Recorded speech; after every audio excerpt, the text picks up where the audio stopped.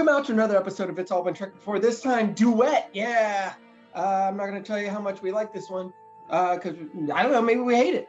But it's not a duet. It's actually, it might be a quartet. I can't remember. We recorded this months ago. It's not a duet. It's a triet. I don't even think that's a thing, but it's a trio probably. Anyway, we're a trio. You know what? You can get the whole group. You can get whatever tet you want, whatever content. Well, you get whatever content you want. Follow us patreon.com/IBD to take much. But also follow us on Facebook. It's all been tricked before. Then you can even more content. Get all the IAB TV content you can by becoming a Patreon member and following on Facebook. Now, let's do a duet. Us and you right here, duet. It's all been tricked before. Welcome back to another episode of It's All Been Tricked Before. Your regular hosts are here. This is Steven. And having fled and returned with greater numbers, it's Keith. Good reference to last week. I would say we're about to discuss Duet, but we're a trio. So, what are your first impressions of Duet? I had not realized that was the title of the episode. I'm not sure I would have called it that. That's very strange. Mm-hmm. I mean, it's I guess that's my two-handed episode. It's a two-person story. So, wow, I'm gonna have to think about that for a while to see. Like, I feel like I could have come up with a better title than that. Honestly, it's just a very strange choice. I mean, back to Nuremberg. No, just kidding. Oh, and is it a reference? Like that would make sense if it were a reference to some other work that had to do with that. I have no idea. I'll look it up while you guys are giving me your first impressions. Yeah. So I mean, that really does. Well, so I guess this fits with the first impression. It feels like that kind of, one of those interrogation episodes. Certainly, a little bit of cat and mouse. Mm-hmm. And I do remember having watched this one, but I didn't remember the twists that were going to happen in it. And I was satisfied. I think I got more out of it this time than I would have back when I first watched it. I think I probably watched it at least once or twice. And decades ago, the last time. So I have a better appreciation for this kind of psychological gameplay in these kinds of episodes. So I really did like that.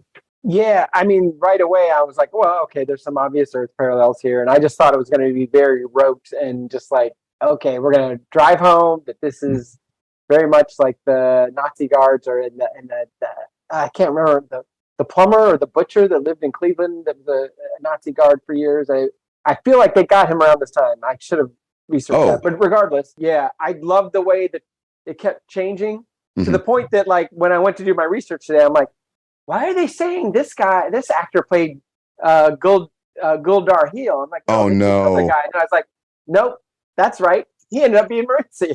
Yeah. And I liked that they had like an explanation for why, they had an investigative and a scientific kind of like, well, this is why we thought this, but then we found this out, and then we found this out, which, hey, for all you, I know we have 2 listeners that are anti-vaxxers, but you guys should learn from this episode that science can change as you find new facts. So I hope you guys, you're anti-vax. No, vaccines are bad. Science doesn't change. The world is still flat, just like Copernicus said, or before. I don't know. You guys in Jimmy-Jerome and your anti-vax Reddit, anti-vax, it's all been tricked before Reddit. It's true. It's true. The part, if we can, just stay on that for a moment, just even though this is getting a little too inflammatory. I'll say that the part of that bothers me right now, the whole anti-vax thing, or even people just being too glib about it, is just the idea of, well, it doesn't make a difference because people still got sick, right? Or people still did this or this, or even like everything's fine now anyway, or whatever conclusion you decide to draw from, to say, well, this didn't matter anyway because, right, really bothers me because you understand. Yep. Anyway, so I ended up liking it a lot more than I thought from the beginning, and some of that has to do with I think Harris Yulin, who's a great character actor. We'll get into deeper. I'm cramming too much. That's the end of my opening impressions. First impressions. I mean, my first impression was, I told you there was one really good episode in season 1, and this is it. This is amazing. I loved it. It made me cry, even though I knew the story, I knew the twist. It still was deeply affecting. I did find out a bunch of information on Memory Alpha while you guys were talking. This was actually pitched by 2 interns on the show that really wanted to do a Nazi war criminal story. Inspired by Judgment at Nuremberg, which is funny because I made a Nuremberg reference. Nuremberg references are always funny, though. Yeah, of course. But Michael Piller wasn't sold on the war criminal element until others on the staff found ways to make it interesting. For instance, Ira Steven Burr gave it the twist that it had, which made Michael Piller say gave it kind of a Man in the Glass Booth kind of feeling. Man in the Glass Booth was a play, tells of a Jewish man accused of being a Nazi war criminal that Leonard Nimoy starred in. So it had that thing. The intent was to establish the Cardassian occupation as a metaphor for imperialism circa World War II. And they said something I really enjoyed here. They said that this was really the first example of how the Cardassians love to monologue. Garrick loves to speak. Kane loves to speak. Ducat loves to speak very slowly. Like we'll see that Cardassians love to go on these big monologues, and this is really the first time we see that in the series. Also, first time that that Raktajino, I guess, was apparently it wasn't mentioned in the script, but Kira was drinking Raktajino when Sisko confronted her, and also the first mention of the Shikar resistance cell, which we'll talk about more because that is Shikar and the resistance cell is important to the plot of Deep Space, the continuity of Deep Space Nine going forward. So knowing that Kira was in the Shikar cell matters. So this we'll is the first Shikar soon enough. Is this the first mention of the name of the cell? Correct. And we'll meet Shikar as a character, the leader of the cell. He's a reoccurring character that's in a bunch of episodes. So it's actually named after someone. Yeah, well, the Shikar cell is led by Shikar. Yeah. So we'll get to that. But I love that. I also, the other thing that's mentioned on here that I want to touch on before we start diving the episode world bit by bit is, two things, I guess. This episode doesn't have a B plot, which is extremely unusual, but I thought was the right choice for this. And then the other thing is that there was a character, Bajoran, that worked under O'Brien named Neela, played by Robin Christopher, who's best known for General Hospital, Another World, One Life to Live, and this. She has 9 IMDb credits. They had planned to introduce her the episode before, and it didn't work out, but they wanted her in twice because she plays a much larger part in the season finale that we're going to watch, the last episode of DS9 we still haven't watched for this season. So they dropped her in earlier and I got this feeling watching the scene with her. She's just here because they want us to think she's a reoccurring character. They're definitely setting her up for something, and that's what it is. She plays a bigger part next in the finale. So they wanted to get her in 2 episodes. They only managed to get her in 1 before the finale, but still, I liked that they actually set something up before this character just always been on the station and plays like a major role in the next plot. We start hearing about the survivors of Galley Tep because this Cardassian comes aboard, has a disease. Kira says, yeah, we liberated Galley Tep, and only citizens from them have this disease because it's, I guess, a really rare disease that only there. So she is convinced that he's a war criminal and calls security immediately. As the story goes on, she just wants revenge for any Cardassian involved. And even when, we'll get to the details later, but even when she thinks he's just a file clerk, she still wants that revenge, right? It doesn't matter to her that he just filed paperwork. The fact that he was part of this means he deserves retribution. Man, I get that. It's like she says, it's not policy, it's not legal, but it's right. I feel like the wind was taken out of her sails a bit when he was just a clerk, though. And she was still, I think, trying to convince herself that he would be deserving of something. The argument along the lines of you couldn't have been ignorant of, because he was kind of being glib about it when he said, "What atrocities? I heard screaming every now and then. But it could have been anything, that kind of thing." Well, he blamed it on just like prisoners fighting amongst themselves and stuff. He said, I believe the camp commander just put out the atrocity rumors to dishearten Bajorans. Right. He had an explanation on why he thought they weren't atrocities that made sense to me, that not necessarily that he was that ignorant, but somebody in that position could convince themselves of those things so that they could sleep at night. Right. Yes. I love the way he changed his persona, or his disposition, I should say. Maybe that's better. And to match what the next gambit or whatever he was up to. Mm-hmm. He's my shady and my annoying character for the episode, because I just thought at alternate turns I was like, what's this guy up to? And then I was like, I'm sick of this guy. And then I was like, oh, okay, now I like this guy. Yeah. It was. Now I will say Harris Yulin. I knew right away. I'm like, that's Harris Yulin. Playing Amin Maritza.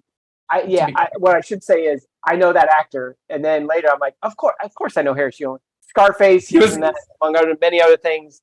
Clear Present Danger, Training Day, Ghostbusters 2, still active. He did 12 episodes of Ozark. He was the old man that lived with them in the house. That's what. Yeah, he looks. I knew that something about the mannerisms. Something was so familiar with the voice, and that's it right there. He's one of those guys. He's one of those guys. God. He's one of those character actors, and I knew right away, even under all the makeup, I'm like, that's got to be him. And he turned in a great performance. I mean, I'm not surprised by it. He's good in everything. I would call it Emmy worthy. Mm-hmm. For sure. I mean, back in these days, the genre shows were completely ignored. But I feel like if this episode aired today, Nana Visitor would be nominated for supporting actress, and he'd be nominated for guest actor, and they'd both fully deserve it. It's robbery that they were not recognized for these performances, in my opinion.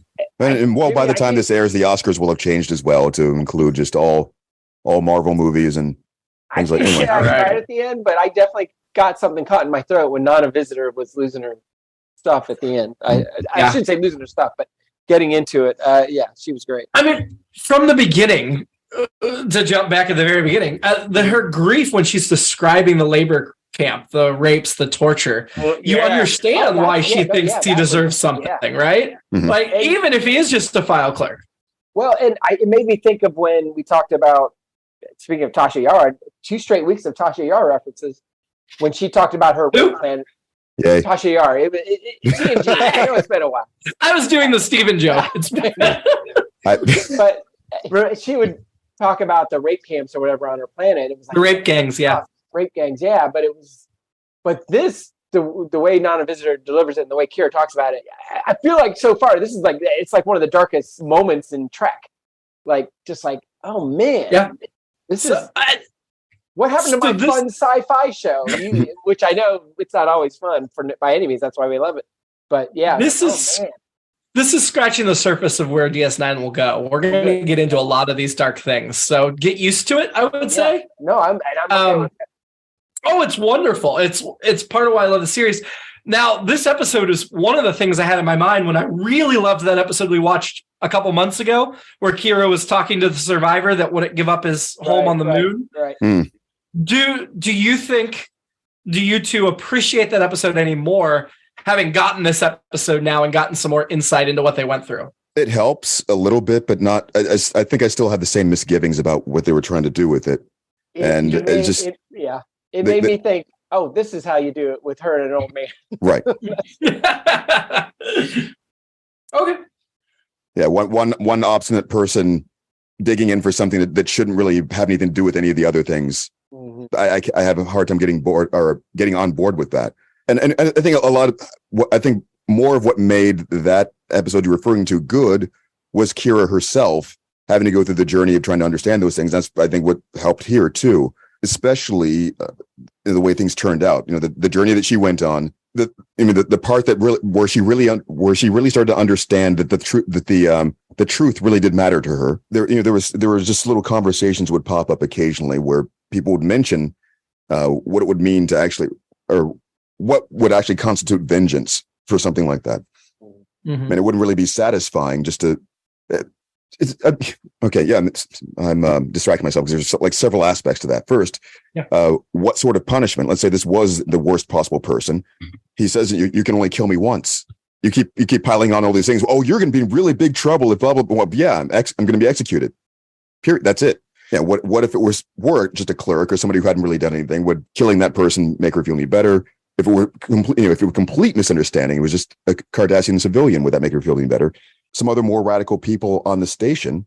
Like, this is something I was referring to last week. You have other Bajorans who don't have the, I might even say, privilege of being behind the scenes to the degree that she is, to have her perspective changed. They're probably all really still, not all, but you know what I'm saying? They're going to have a much more radicalized view of things that occurred without having, you know, all the gray areas available to them. Yeah. So they would be satisfied even if it were just a Cardassian civilian, period. Yeah. When Sisko's starting the investigation, he puts Odo in charge, but Kira goes to him and begs him to let her be involved, if not in charge. I mean, she says I'm not objective, but I'm your first officer. And you said we're friends. Do this for me as a friend. I did think that was overstepping her position. And I don't think Cisco should have relented at that point. But I do appreciate that their relationship is growing and that bond between them is growing. And I guess if you take Kira out of the equation because she's not impartial, it really torpedoes the story. But from a objective Starfleet officer stance, she shouldn't have been involved in the investigation. They could have still done the conversations as more pieces came out, but she should have been the one actually investigating it. I think that's. I don't think that hurts this episode necessarily, right? But Cisco makes what I feel is a weak command decision by relenting to her request. I think that's a good point about the episode still working, even if they hadn't done that. But at the same time, this is one of those occasions where, having watched it today and still thinking about it, the exact words of the conversation matter. I think more than it wasn't just her saying, "Hey, come on, please, I'm your friend. Do this." There was I think the way that she presented that argument felt to me a little bit more rational than that. I think she was admitting to him that, yes, I certainly do have a personal stake in this. This bothers me, but you should be able to trust that I have the judgment to remain impartial above that. Since I am your first officer, you know me because we're friends. It was more like, not like do me this favor. It is more like, you know me better than that to say that, to reduce me to this. And it looked at the time he gave it seemed like he gave the due consideration. Because believe me, I'm usually the first person to really just get really annoyed by that kind of thing. That kind of hey, come on, I'm whining, I'm appealing to emotion because of this, and she seemed, I think, fairly level-headed to earn it by the time she got in there with him. So I will say she kept as open a mind as a person could in her position, and I really appreciated her professionalism, even in conjunction with the feeling she was feeling. I felt that yes, I feel this way, but I'm going to also make sure. That's the difference from last week. And last week there was affected by the alien being or whatever, but she suspected that alien of trading whatever, and she didn't want to wait for evidence. Whereas this time she was like, just hold him, let's investigate, let's get to the truth. Especially as the truth started to be questioned. Like, yes, she thought he deserved to be punished immediately, but as the truth became murky, she really did hold out for it. One other thing that came up again, because I forgot to mention this, I think, too, from last week and other episodes. I think you're also correct that, let's say this were the Enterprise. I don't think Picard would have made the same choice, and it wouldn't have seemed as heartless either. It would have been. You could easily see Picard and Worf having a conversation like this. Worf, objecting, but he'll be like, "Okay, well, I guess that's it. It's an order." What we keep seeing from Cisco, that's I don't think is that out of character from things that have built up to this point. And I thought of it before because of the conversation about the way that Odo was doing things, going to the threatening and so forth. We've seen that tactic sort of becoming standard procedure among Cisco and some other people. Just this is the way things have to be done in this area. They're adjusting to regulations not quite working the same way there, and Cisco always demonstrated that he's willing to adjust to that. He's willing to toe certain lines harder than he would be able to in other places, and also I think relaxing other regulations when he has to. You make an excellent point about command style, and there is an element of DS9. As much as it's starting to become an important station, it is the frontier, which gives him a little more of the Kirk leeway than Picard has on the flagship under the microscope of the whole Starfleet. Right. Maritza tells Kira at one point, persecuting Cardassians is more than your job, it's your passion. I don't think he's wrong, but I think it serves both of them. And I think that is very telling in you froze there. Retrospect of what we ultimately learn about him. That's probably why he came to Kira, right? Because he wanted somebody like Kira probably to be the one that, Right. Yeah, I love working that backward sometimes. When as those things were coming up, you have to consider what is his plan? How did he come up with it? Why is he doing it this way? And at first I got distracted by those like the captions when we got to the pictures, thinking that did he go so far as to just alter the document names or something and they're going to do that? Yeah. But this is just I'm sorry. Little details like that coming up. You can see the kind of thought that he had to put into this to execute it. I like His seeing that. plan makes sense. It does not fall apart under scrutiny, which I really appreciate. Mhm. We complain so often that these episodes have these weak points that threaten the premise. I didn't find one in this. That's why my alternate episode this week is no alternate episode. I don't think you improve upon this. I thought I don't know why. I thought it was more like a perverse kind of. The alternate episode would be to have one or two flaws that we can pick at. No, So like find a place to unravel and go. Only every episode was flawless. My alternate episode is Maurizio's whole story that we kind of learned in flashback here, but like his whole journey and like in my mind, it's like I'm going to call it an international film, as we call it in the United States, but just this weird thing of like, why is this guy doing all these things? And as the movie goes along, eventually you, whether it's through flashback or whatever, at the end, you finally realize why he's got a change in his face and why he's doing all these things. And a montage with the song, like my mind goes to like Lost, the beginning of a season where make your own kind of music, and you have this montage that you don't understand of somebody going through this process. Yeah, so I totally do see that. It would be a very like stark, quiet, lots of like him in medical places to get ready to get his face changed and all that stuff, and just little hints about his past life, and so you know what, I might go ahead and make that movie. I love that. I'm still not going to change my alternate episode because I feel like for this time period, that would have felt really weird and out of place and different. Now that would feel so typical, like, we've seen this 50 times. Yeah. But I love it. I think it would still be very affecting. So I'm not against it. I'm just, He's talking to Cisco's talking to the Bajoran ambassador, Caval. And I just love, they start out with like, how are you doing? I trust you're in good health. Oh, things are good here, blah, blah, blah. And then they get into the heart of the matter. And then they get real contentious. And then at the end, Caval says, good, we'll chat again soon. Good day, Commander. And I was like, all right, well, that's great that they it ended friendly. My other thought. And yet they don't chat again soon. And that's my problem with this minister is he's like, I'm the something of state or whatever, a position that you would expect them to be frequently in contact with. This is his only appearance. Oh, well, there you go. Yeah.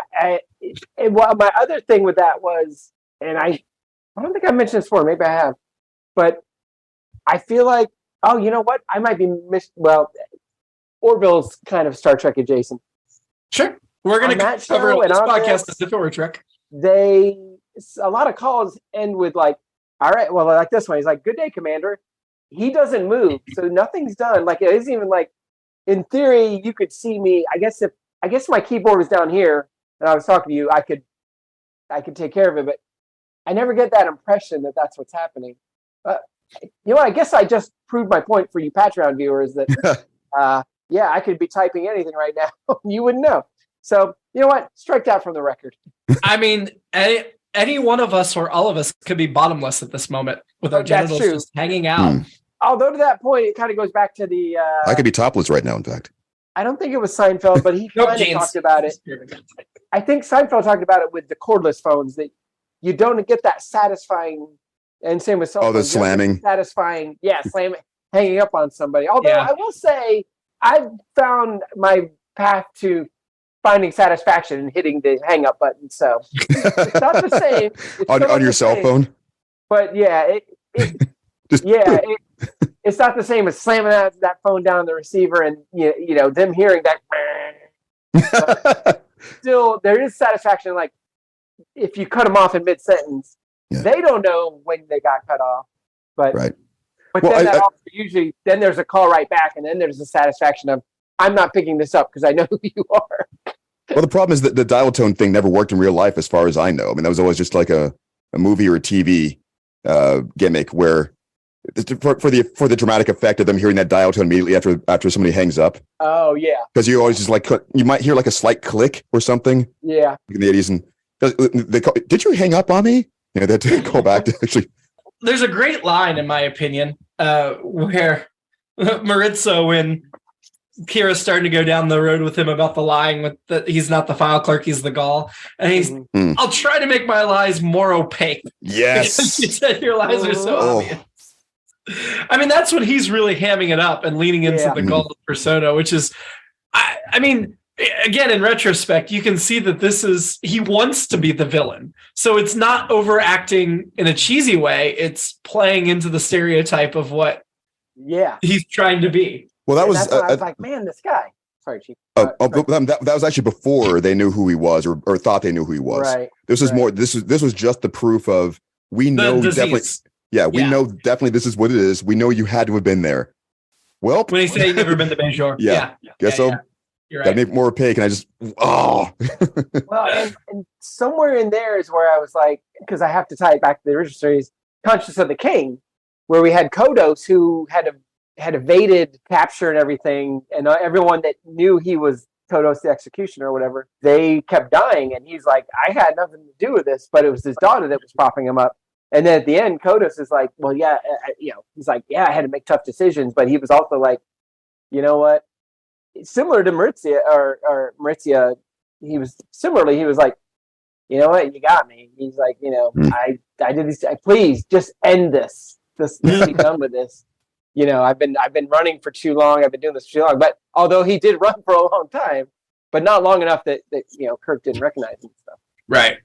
So I thought there was some elements of that, and I appreciated that very much. Going back to the idea of there not being any holes to pick at, I thought that the character Maurizia, is that what his name is? Maritza Gul Darheel. Oh, Go Darheel. Darheel. He was the heel. Indeed. I thought that too. I give the writers credit for that one. Yeah. I do not detraction. I liked it. Yeah, I do too.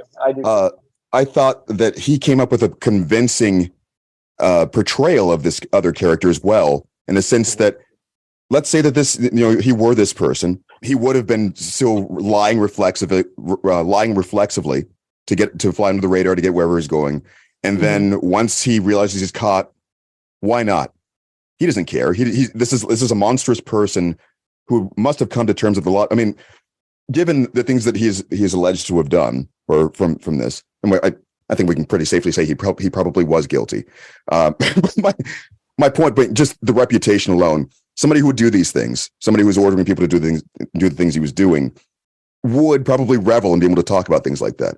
He would have been dropping hints like he had been before that revelation of the I knew this file clerk, or rather the file clerk having known me, blah blah blah.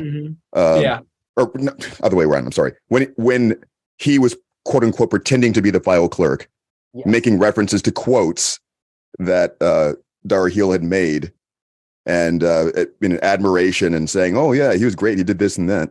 Just that build, he would want to gloat. This is a good reason to have a monologue. He can finally unburden himself and really be able, not even unburden, but so like when you do something like that, who could he talk to about it? So, but he's finally got another chance to toy with someone one last time, and so I was convinced.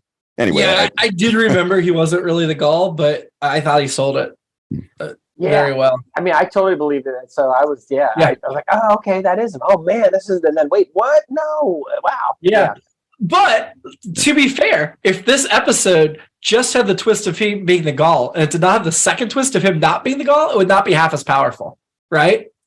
Right. Oh, for sure. The double twist really sold this episode. Mm-hmm. And it is that thing of, I know Germany's obviously the easy parallel. I brought up Ivan the Terrible, John Dundrak, and all that stuff. But I mean, it's in the last 5 years, the last 7 years in this country now, we've had these conversations about where we're actually talking about Nazis, because the Nazis are everywhere now. And it's like, well, and as a kid, and probably you guys as kids too, even though we grew up different times, it's like, that can't happen here. How did those Germans let that happen? But Maritza is like the Germans. They're like, it'll be fine. It'll be fine. And then it's like, oh crap, no, it's not.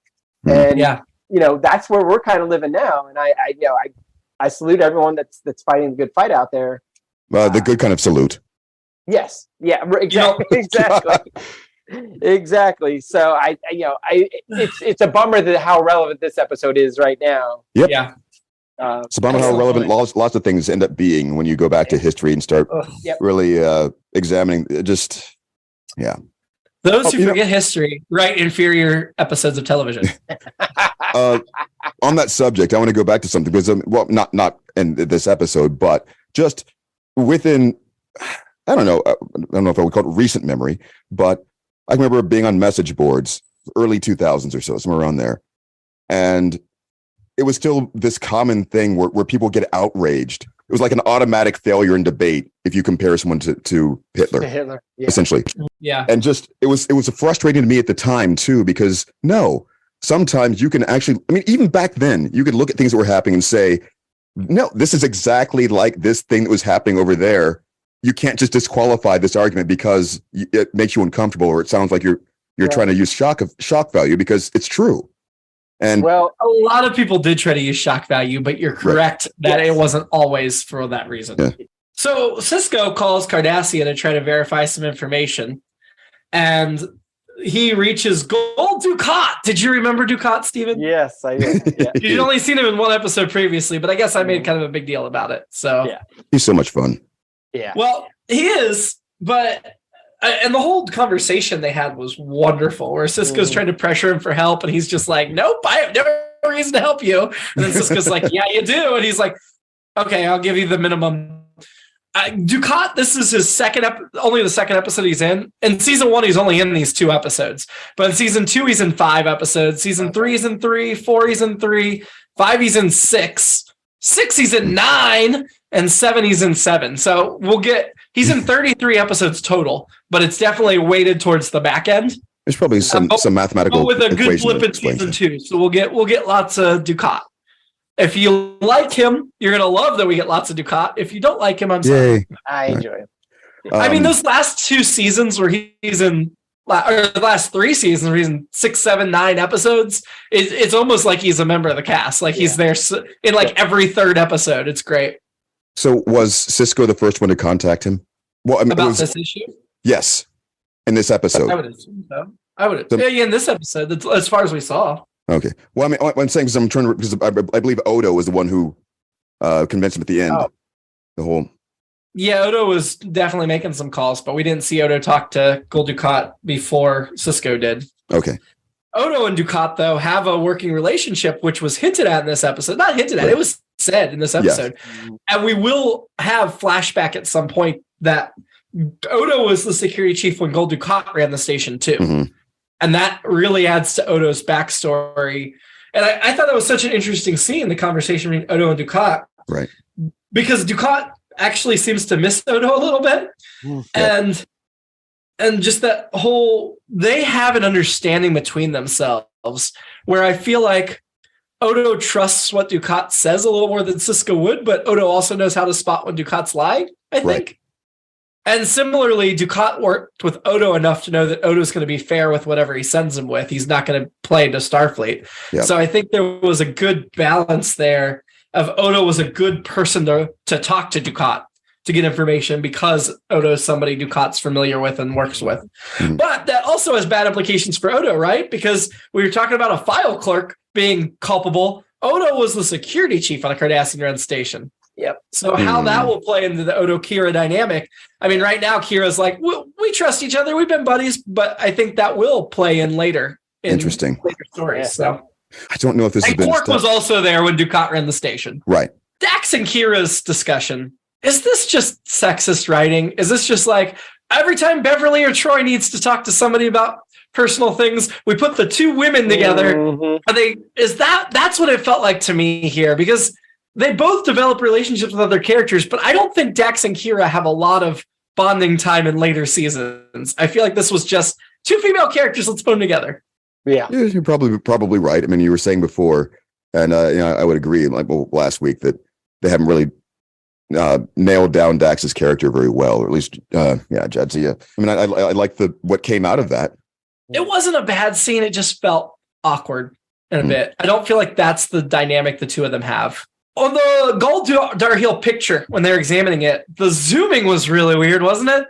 Because he was when they zoomed in on Gul Darhill, he was on one side of the miner, and I did notice him immediately, even though we were looking at the guy in the back. I was like, I see Darhill right up front. They zoom in on one side of the miner, and then he's behind the miner, and then he's on the other side of the miner.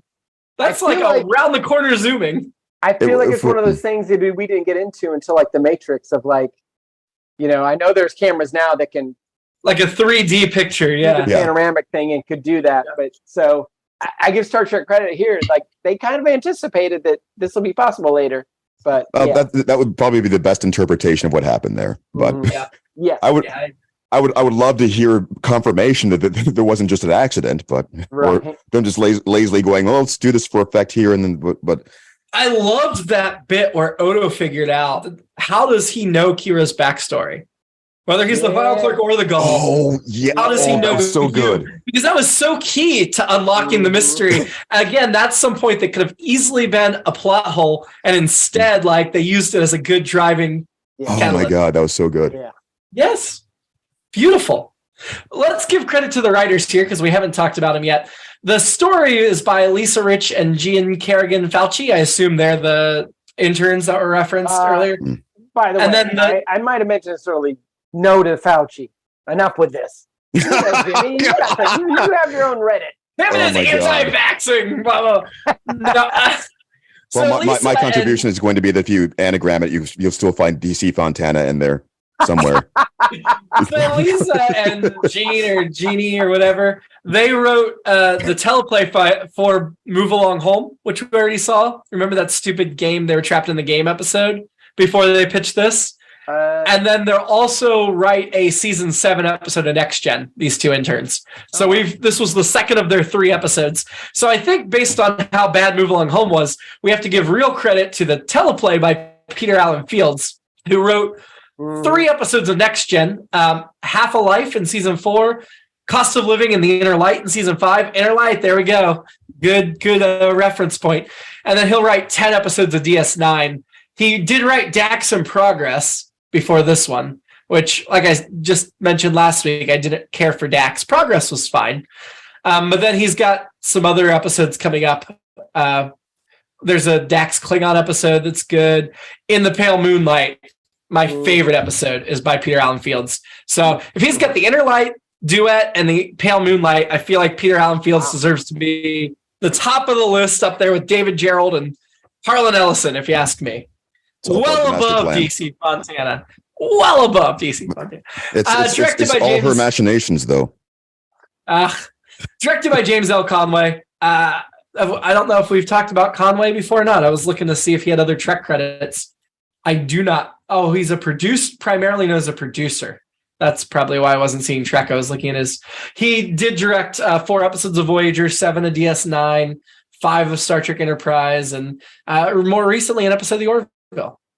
So he gets some Trek work. This was the first episode of DS9 he directed, but he had previously directed over on Next Gen Justice, one of Steven's favorite episodes. Not even joking. The Neutral Zone and Frame of Mind. So yeah.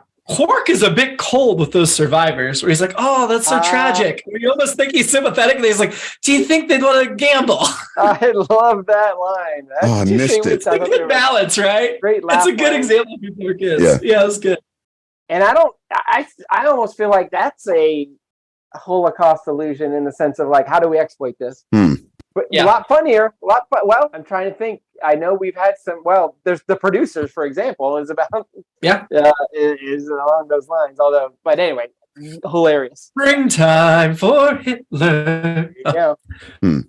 I'm going back a little here, but there's the drunk that's in the drunk tank, essentially the Otis from Annie. Yeah. Didn't you think that was just a throwaway bit there? And the fact that it actually mattered later was wonderful. That was so good. That was good. But that's it made me want to ask: is there a court on DS9? Well, there needs to be now. It's a night court. It's a night court led by Harry Anderson. But it feels like that's the spinoff I want to see. If we have a jail, and if it's a drunk tank, it feels like their arraignment should be on Monday morning or the next day or when the judge is in session. But I guess we'll probably never see it. But we saw him being released at one point, which implied there was some period of time that expired, like maybe some standard thing. What was it for being drunk, or was it just some disorderly conduct? It sounded as though. Makes more sense. You're right. That makes more sense.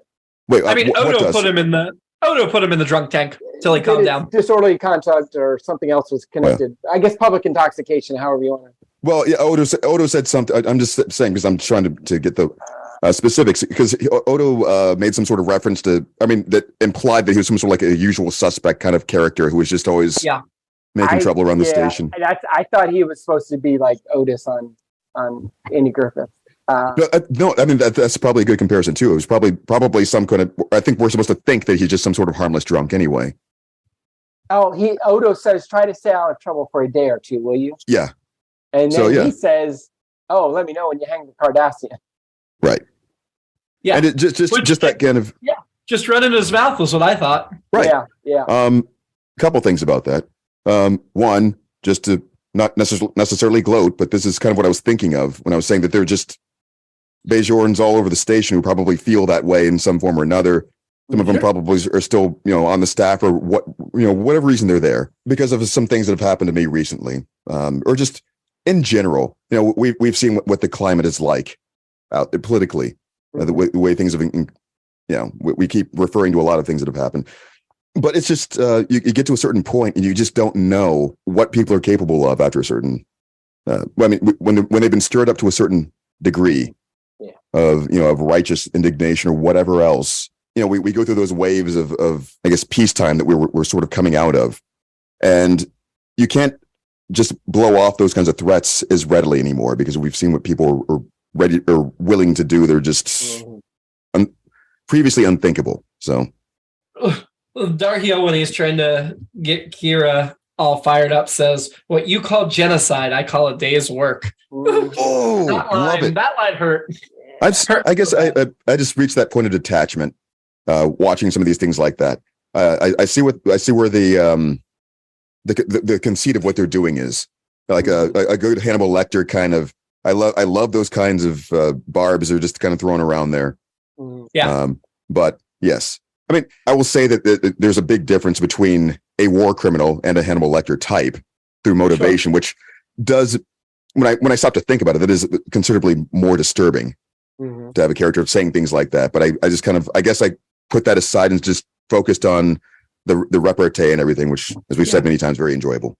Kira talks about how she was 12 when she started fighting the resistance, which again really tells you where this person's coming from, and it's remarkable she's this well adjusted after this.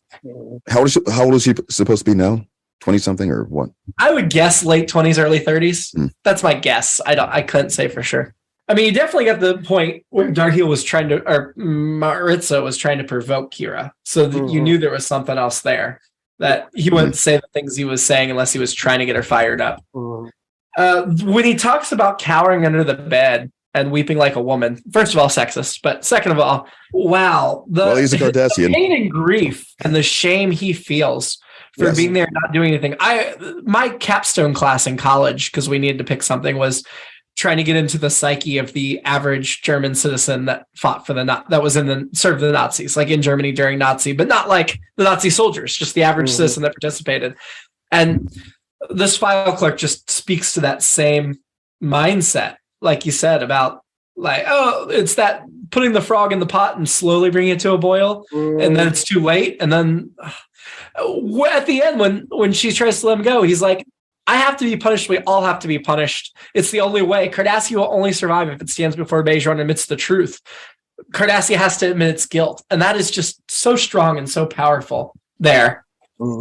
Maritza's dead. He deserved to be dead. That's what he says before he dies.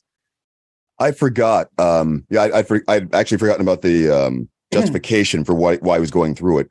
I had even if it had just been for guilt. Yeah, I was already satisfied there. I can't live with that kind of shame anymore. I'm ready to throw myself at that. But to even have to that purpose, because that the noble hero, right? That would have been that. I think if I'd thought that through, that probably could have been a plot hole.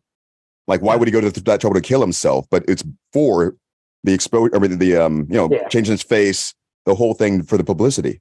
And amazing. And as he comes out of the cell and he's murdered and Kira's there, I mean, so we haven't really got into just how much Kira loathes Cardassians, but I think you can surmise based on what we do know about her fighting them since she was 12, to defend her planet.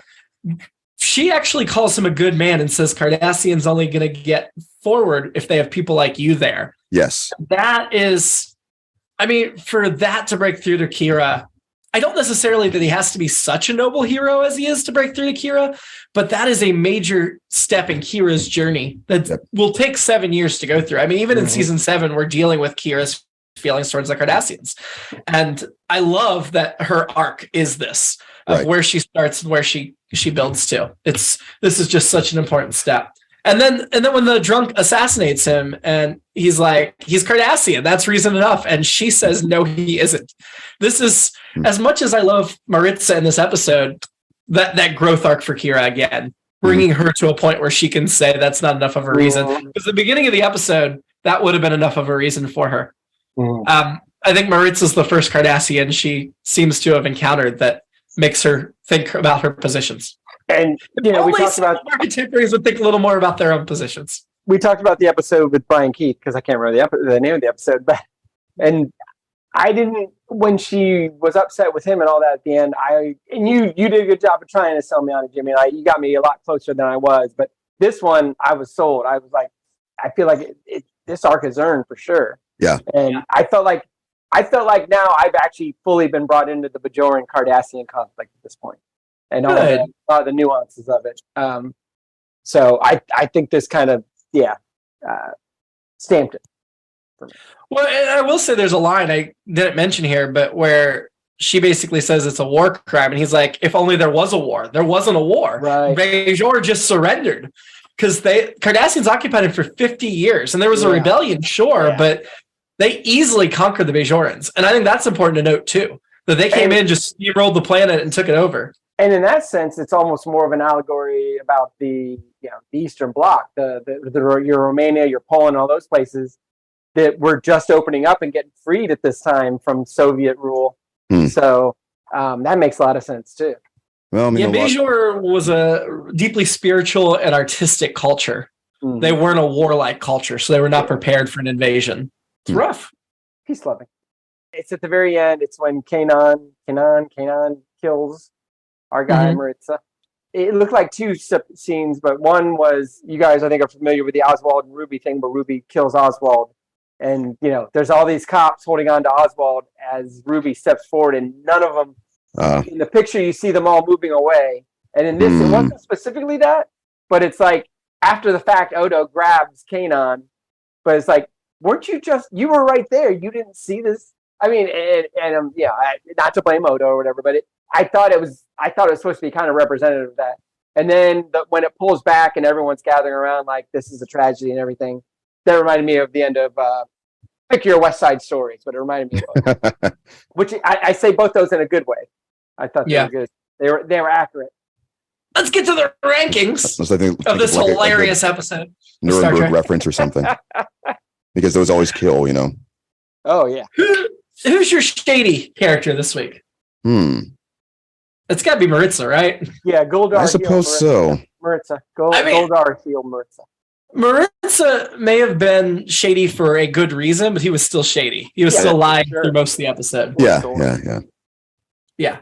I mean, I guess it depends on your definition of shady. If you think that if they have a good reason they're not shady, then you could pick somebody else. But yeah. Who was your annoyance? Same. Maritza? Yeah, Goldar heel Maritza. I mean, I have to go with the drunk because I have no else I found annoying in this episode. Yeah, that was my pick. That's also good. I agree with the drunk as my pick for annoyance. Yeah. Actually, shady. I'm gonna go with Golden Cop. Oh, okay. He's always shady. He doesn't get less shady over the 7 seasons. I'll say that. I'm glad to hear that. Who are you gonna drink with? I have Odo. I think just because he was not in the middle of it, but he was around. I mean, I want to get his perspective, I think, is why I went with Odo. Well, he gave the objectivity when it was needed to move things along. Yeah. Without his objectivity, Kira would crack the case. Yep. I mean, I'm still going to go Kira because, man, she's been through a lot and she needs a drink. I would gladly have one with her and let her talk about all the stuff she's been through. But I applaud your Odo. Not against it. Kira as well for similar reasons. You know what? I'm going to go back a week. For you folks who were here last week, just I forgot to mention this, the Kira Dax scene at the bar. Mm-hmm. Kira drinking out of Dax's drink. That is definitely like, it was a power move, and there's a lot of dominant, submissive stuff going on there on top of the the other sexual angles. Oh, yeah. But anyway, all right, so back to this week. Sorry. Oh yeah, Mirror Universe Kira is definitely a dominatrix. Yeah. I mean, not explicitly, but yeah, definitely. Yeah. Yep. Ranking the episode, I think it's no surprise that I'm going to lobby it to be in number 1 spot. Right now, it's Emissary. The Emissary. You guys want to disagree? Lower. No, Really? I'm kidding. I don't know. I need to think it through for a moment.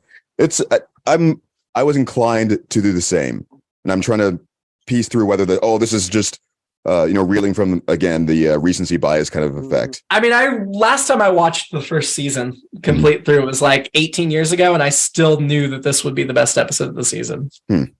So that's really stuck with me. I don't think that's why I'm ruling out recency bias on my end. But yeah, and I'll say whatever I read, afterwards after I watch the episode. There are many times that are like, this is one of the top 10 whatever episodes of Trek, and there's lots of times I'm like, no, it's not. But in this instance, I don't know. I don't know if it's in my top 10 of Trek, but I agree with you, Jim. I'm gonna take you off the hook, Keith. Sorry, I'm gonna go. Oh man.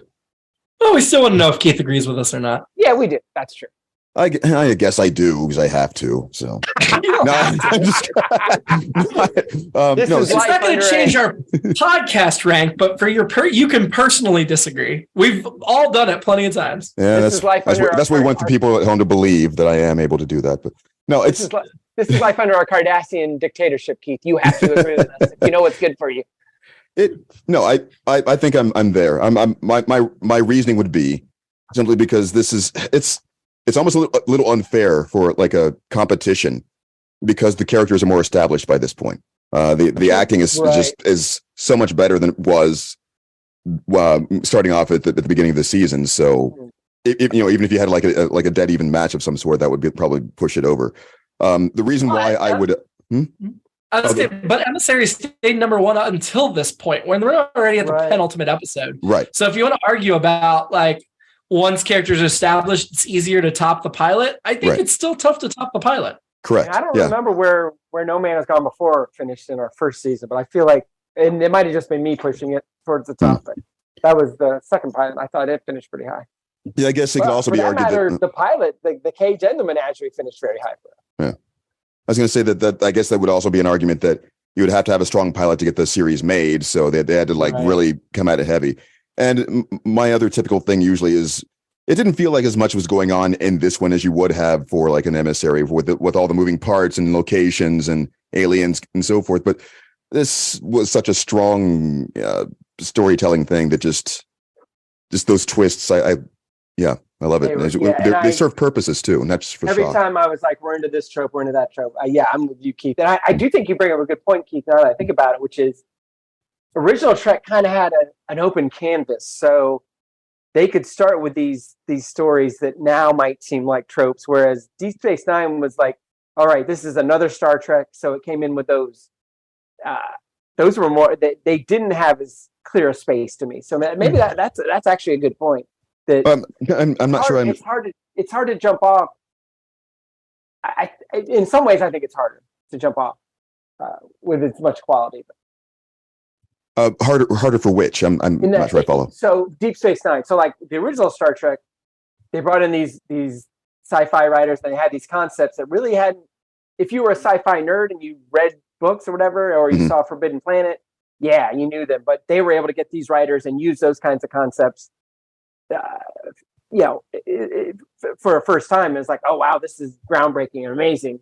Whereas DS9, I felt had some of the weight of, well, we have to use something that's not only unique to Star Trek, but still unique to science fiction too. And I think that's a tougher thing to jump.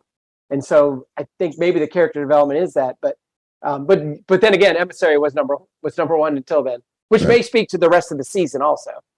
I think Jimmy believes that. I don't think I was trying to make that point, but I like it. I do agree with it. Yeah. The idea of. So I pulled up the other rankings for comparison to look at pilots. Encounter of Farpoint for Next Gen was number 10 for season 1. Okay. So that wasn't one of the better pilots. Yeah. When we look at the original series, season 1, where No Man Has Gone Before ended up at number 4 spot. Okay. The Cage ended up as number 2. Yeah. So whichever pilot, and Menagerie was number 6. We ended up putting City on the Edge of Forever above the Cage. Of course. So that's where that ended. And when we did the top 5 of all the original series, The Cage still stayed at number 2. And Where No Man's Gonna Be 4 did not make the top 5. We only did the top 5. Okay. So it did fall down a little bit, but The Cage certainly maintained up there.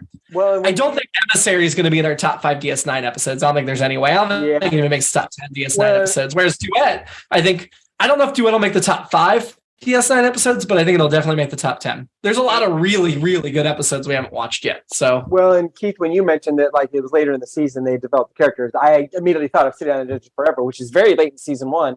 And does that episode work if you've only seen the first 2 episodes? It does. But does it work as well? Probably not. And City stayed number 1 for the whole run of the series. So, what's that? Yeah. City stayed number 1 for the whole run of the series. Like I said, Duet, I'm not even sure it's going to be able to stay in the top 5, but that just is a testament to the strength later versus saying this is a weakness. It might also help that you and I are such huge fans of Forever, but still, regardless, there's a reason for that, though. It's amazing. Yeah.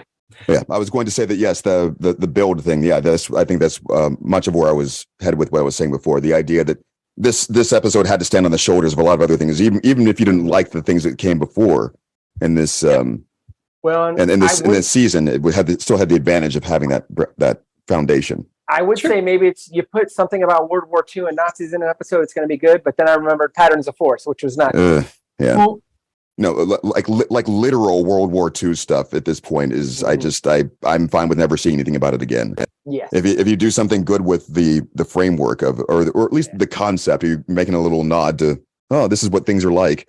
There's a lot. Sorry, what's that? There's plenty of other fascist stories to attach yourself to. Well, exactly. I mean, you don't have to use the brand name for everything. Yes. I'd say that.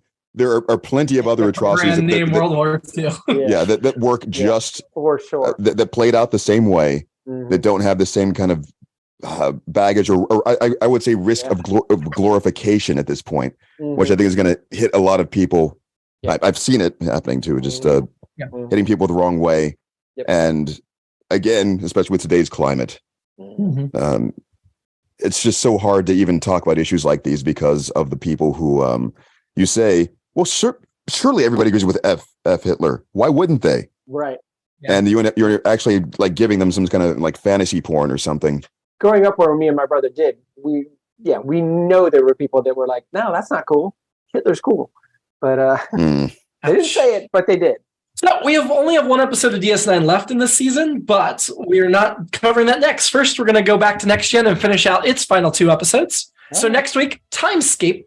Aboard a shuttlecraft en route back to the Enterprise, Picard, LaForge, Data, and Troy find themselves trapped in a time trap of some sort, where the Enterprise is being taken over by Romulans and the ship itself is on a course to destruction. I feel like I've seen these episodes before. There's a lot going on there already. It sounds exciting, but I'm not excited. But we'll see. I don't know. Those are always end up being the most fun for me, I guess. If it's as crazy as the one where Troy wakes up as a Romulan, I'm in. But if it isn't, maybe not. The season finale that we're going to watch in conjunction with Timescape, I recently rewatched before Star Trek Picard, and I did not enjoy that 2-parter cliffhanger. Oh, wow. So it's not quite Times Arrow level, but I'm not looking forward to these last 2. Not looking forward to these last 2 episodes next year. So Times Arrow is the one with Mark Twain. Yeah. Anyway, until then, live long. If you can live with yourself and prosper. And get a good plastic surgeon.